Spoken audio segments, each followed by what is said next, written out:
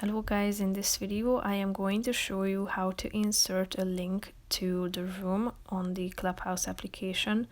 But first I just want to mention, don't forget to subscribe to my channel, because at 10,000 subscribers I am going to show you my whole YouTube revenue statistics and growth strategy, how to make money online. So let's jump into it. First of all, open the app on your phone. After that, you should create a room by tapping on the plus room icon. Select the relevant option and type in the name of your room, then tap on Start Room. Click on the three dots icon that you can find in the right side of the screen, then scroll down till you find the pinned link option and paste or type in the link URL and click on Add Link.